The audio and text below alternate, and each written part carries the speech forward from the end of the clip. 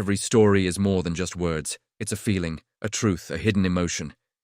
If you love powerful, emotional, and unforgettable stories that stay with you, then you're in the right place. Welcome to ZZ Stories. Single dad didn't know the open safe was a trap set by the millionaire. What he did next. To the single parent listening right now, before we continue, let this remind you, you are not failing. You are fighting. You are brave, you are not alone, and your child is lucky to have you. And for my lovely viewers, your kindness, your time, your quiet strength, it all matters here. You're part of this story too. Bill Henderson's hands trembled as he stared at the massive steel safe standing wide open in the corner of the most luxurious library he'd ever seen. Stacks upon stacks of crisp $100 bills were bundled neatly inside, more money than he'd ever imagined in one place.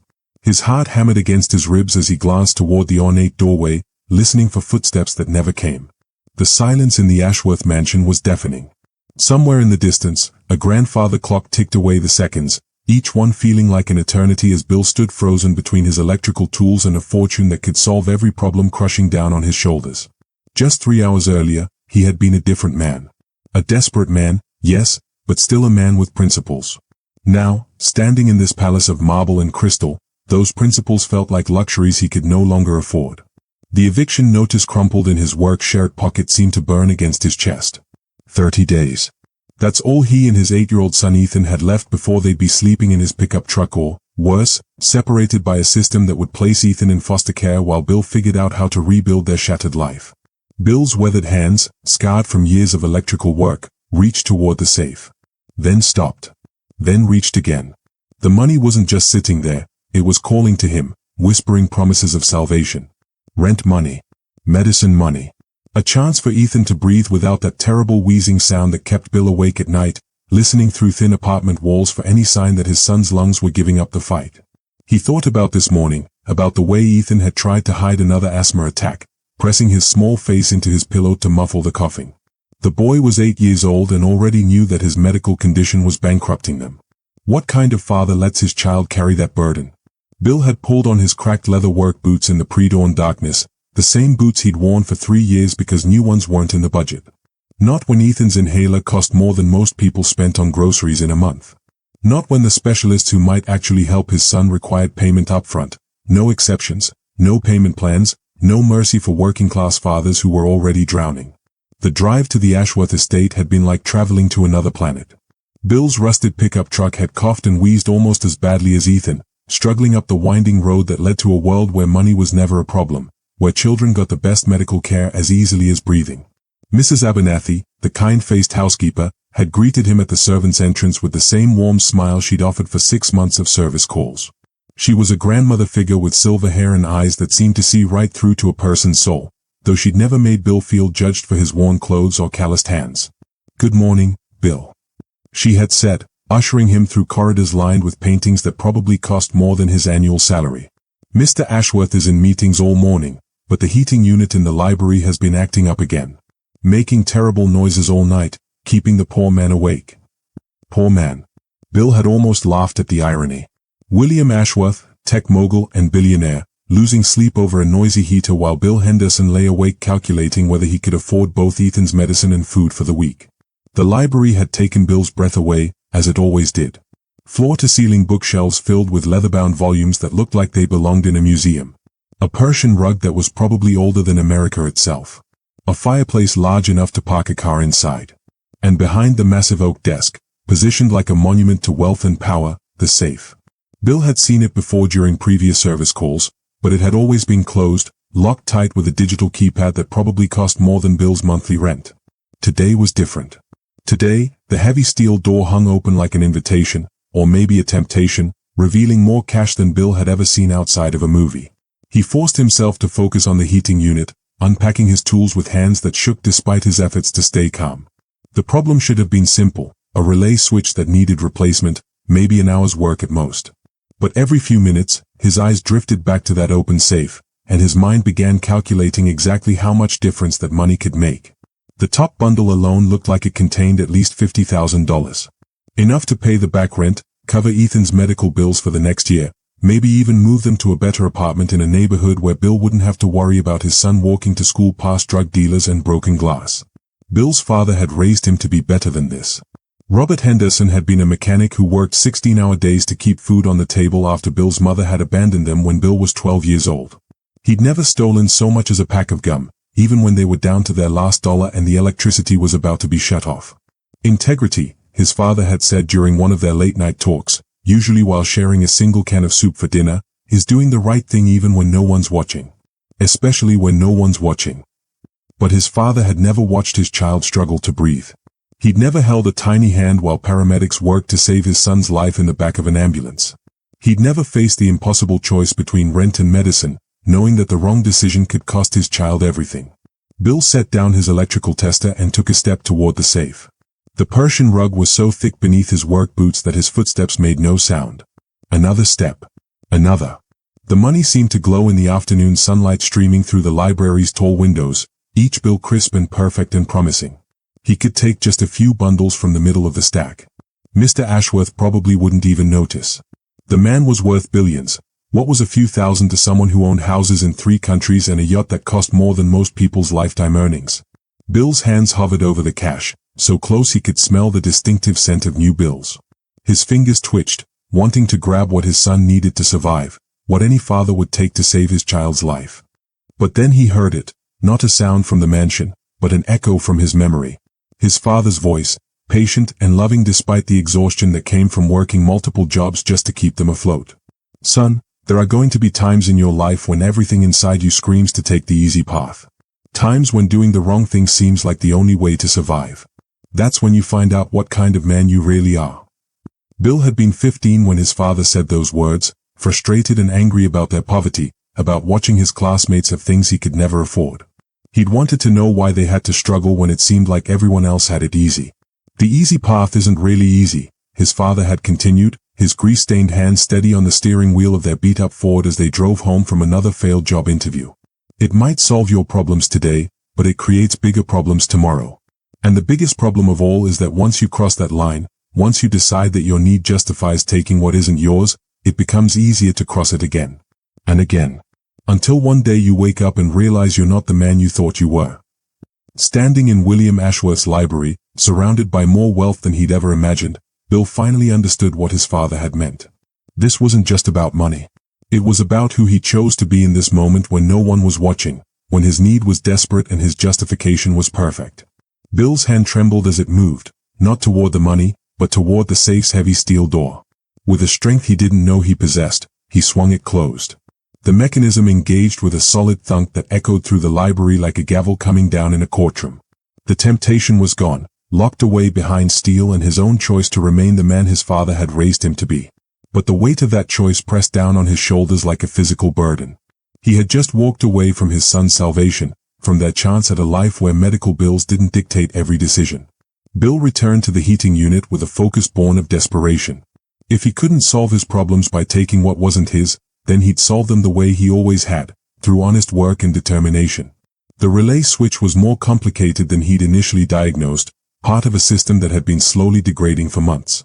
But Bill attacked the problem with everything he had, channeling his emotions into his expertise. 2 hours later, sweat beading on his forehead despite the cool autumn air, Bill finally had the system running smoothly. Better than it had in years, actually. The heating unit hummed with quiet efficiency, the kind of repair that would last for decades with proper maintenance. Impressive work. Bill spun around, his heart leaping into his throat. William Ashworth stood in the library doorway, and for a moment, Bill wondered if he'd been watching, if he'd seen the moment at the safe. The billionaire was younger than Bill had expected, maybe mid-40s, with graying temples and intelligent eyes that seemed to see everything. Mr. Ashworth, Bill managed, wiping his hands on a shop rag. I didn't hear you come in. The system should be running perfectly now. The relay switch was failing, but I've replaced it with a high-grade component that should last much longer. Ashworth nodded, but his attention seemed focused elsewhere. He walked to his desk with casual confidence, the kind of bearing that came from never having to worry about money, never having to choose between necessities. Almost absently, he tried the handle of the safe. Finding it locked, he turned to Bill with an expression that was impossible to read. Interesting, he said quietly. Bill felt ice form in his stomach. Had he made a mistake? Should he have left the safe alone entirely? Maybe there was some reason it had been left open, some test he'd failed by interfering. Sir. Bill ventured, his voice barely above a whisper. Ashworth studied him for a long moment, and Bill felt like he was being examined under a microscope. The silence stretched between them, filled with unspoken questions and answers that Bill didn't understand. Bill, isn't it? Ashworth finally said. Mrs. Abernathy speaks very highly of you. Says you've been coming here for months, always professional, always honest. Never had a single complaint about your work. Yes, sir. I try to do good work. The words felt inadequate, but Bill didn't know what else to say. I'm sure you do. Ashworth moved to the tall windows overlooking his manicured grounds, gardens that probably employed a dozen people full-time. Tell me, Bill, what do you see when you look out there? Bill joined him at the window, confused by the question.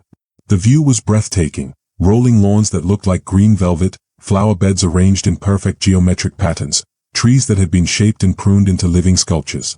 Your garden, sir? It's beautiful. I see choices, Ashworth said, his voice thoughtful.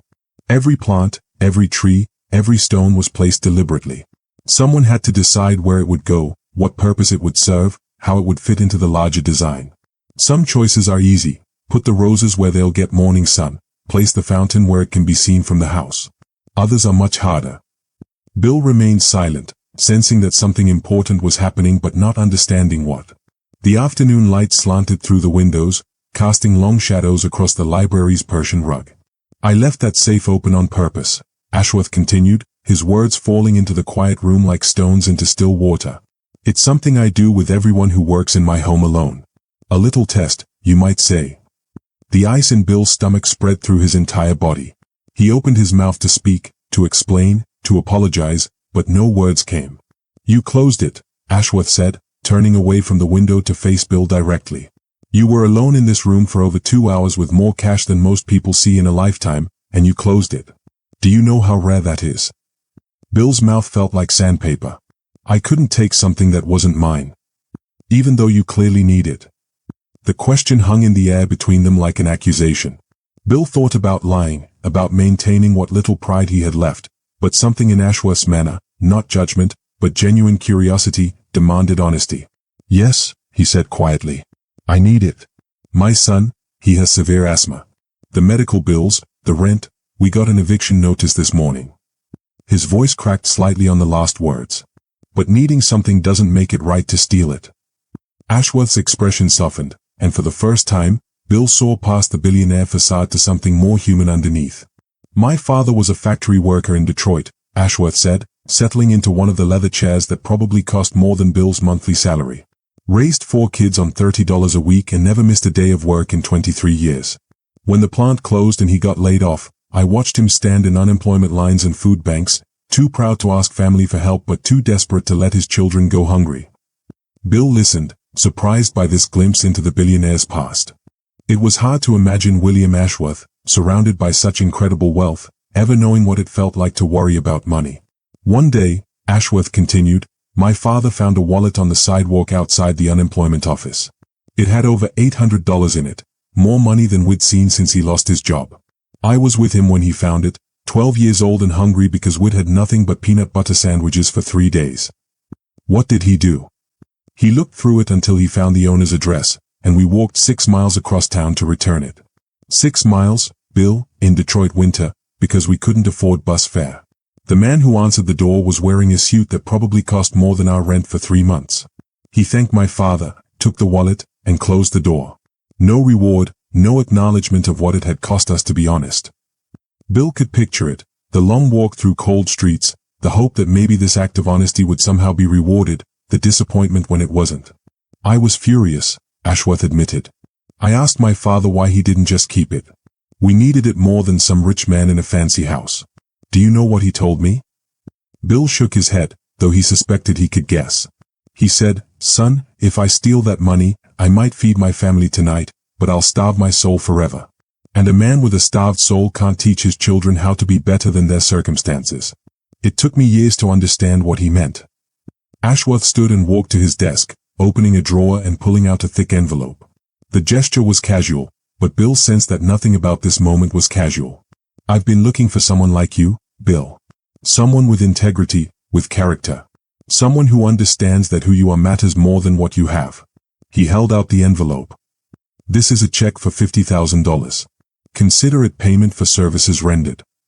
Bill stared at the envelope as if it might burst into flames. "Sir, I can't, that's too much. I just fixed a heating unit." "You did more than that," Ashworth said firmly. "You passed a test that most people fail. You chose character over comfort, integrity over immediate gratification. That's worth more than any heating repair." Bill's hands shook as he took the envelope, afraid to open it, afraid to hope that this might be real. "But it's not a gift," Ashworth continued. "It's an investment. I'm starting a foundation, a fund to help working families facing medical emergencies. People who fall through the cracks of our healthcare system, who work hard but can't catch a break when crisis strikes. I need someone to run it, someone who understands what it's like to choose between rent and medicine." The words seemed to come from far away, as if Bill was hearing them through water. "You're offering me a job. I'm offering you a purpose. The salary is $120,000 a year, plus full medical benefits for you and your son. We'll start small, maybe help a dozen families the first year. But if we do it right, if we choose the right people to help and help them the right way, we can grow it into something that changes lives." Bill thought about Ethan, probably sitting by the window right now in their cramped apartment, watching for his father's truck to pull into their cracked driveway. He thought about the nebulizer humming in the background of their lives, about medical bills that arrived like clockwork, about the weight of trying to be everything to someone who needed so much. "Why me?" he asked, his voice barely audible. "Because you closed the safe," Ashworth said simply. "In a world where most people would have found a way to justify taking what they needed, you did what was right. That's the kind of character you can't teach, Bill. It's either there or it isn't. And it's exactly what this foundation needs." Bill's vision blurred as he opened the envelope. Inside was indeed a check, made out in his name, for an amount that would not only solve their immediate crisis but provide security he'd never dared to dream of. But more than that, it represented something he'd almost lost faith in, the idea that doing the right thing, even when it cost you everything, still mattered in this world. "There's one condition," Ashworth added, and Bill looked up, waiting for the catch that would make this all too good to be true. "Every person we help, every family we save from the kind of desperation you've been facing, I want you to remember this moment. I want you to remember that integrity has a price, but it also has a reward. Sometimes we have to wait for that reward, sometimes we have to choose to believe it's coming even when we can't see it. But it comes, Bill. It always comes." The drive home was a blur of tears and disbelief. Bill had to pull over twice just to compose himself, to make sure this wasn't some elaborate dream brought on by stress and desperation. But the check was real, solid in his hands, and so was the business card Ashworth had given him with the foundation's attorney's contact information. Ethan was waiting by the window when Bill's truck finally pulled into their driveway, just as he'd predicted. The boy's face lit up when he saw his father, and Bill realized that no amount of money could ever compare to that smile, to the trust and love he saw in his son's eyes. "How was work, Daddy?" Ethan asked as Bill scooped him up in a hug that lasted much longer than usual. "Different than I expected, buddy," Bill said, breathing in the scent of his son's hair, feeling the slight wheeze in his breathing that would soon be a thing of the past. "Very different." That night, after Ethan had fallen asleep with his inhaler close at hand, Bill sat at their small kitchen table and called the number on Ashworth's business card. The attorney, a woman named Sarah Chen, had been expecting his call and walked him through the details of his new position with the Henderson Family Foundation. The foundation would officially launch in 30 days, giving Bill time to transition from his electrical work and for Ethan to finish the school semester. They'd provide a fully furnished office in downtown Albany, complete with staff and resources to identify and help families in crisis. Mr. Ashworth was very specific about the foundation's mission, Sarah explained. "It's not just about providing financial assistance, though that's certainly part of it. It's about restoring dignity to people who are struggling, showing them that their character and efforts have value even when the system seems stacked against them." 6 months later, Bill sat in his bright, welcoming office overlooking the Hudson River, a far cry from the cramped apartment where he'd once calculated whether they could afford both food and medicine. The Henderson Family Foundation had helped 43 families navigate medical crises, and each success story felt like a personal victory. On his desk sat 2 framed photographs. The first showed Ethan at his new school, healthy and happy, his asthma well controlled with proper medication and the kind of comprehensive care that was no longer a financial burden. The boy had grown 3 inches and gained 15 pounds, transformation that spoke to both better nutrition and the absence of the constant stress that had defined their previous life. The second photograph meant even more to Bill, a picture of his father, taken just months before he'd passed away from a heart attack when Bill was 25. In the photo, Robert Henderson was wearing his work clothes, his hands stained with motor oil, but his eyes were clear and proud. Bill had learned that his father was right about integrity having a price, but he'd also learned something his father maybe never knew. Sometimes, when you're willing to pay that price, the universe finds a way to pay you back with interest. Every morning when Bill arrived at the foundation, he thought about that open safe and the choice he'd made. It had been the hardest easy decision of his life. Easy because he knew what was right, hard because doing right had seemed like it would cost him everything. Instead, it had given him everything he'd never dared to dream of. The phone on his desk rang, pulling him from his thoughts. The caller ID showed a number he didn't recognize, which usually meant another family in crisis, another chance to prove that integrity wasn't just about what you didn't take, it was about what you chose to give. Henderson Family Foundation, this is Bill.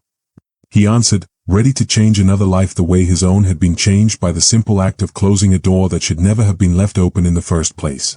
The voice on the other end was that of a young mother, crying as she explained that her daughter needed surgery they couldn't afford, that insurance had denied the claim, that she'd heard about the foundation from a friend whose family they'd helped last month.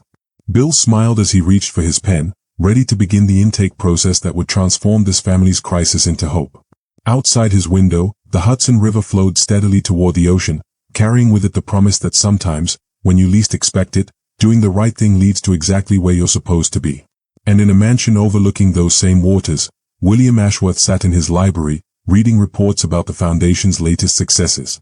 The safe in the corner was closed, as it always was now, but sometimes he remembered that autumn day when an electrician had taught him that his father's lessons about character and integrity were still alive in the world.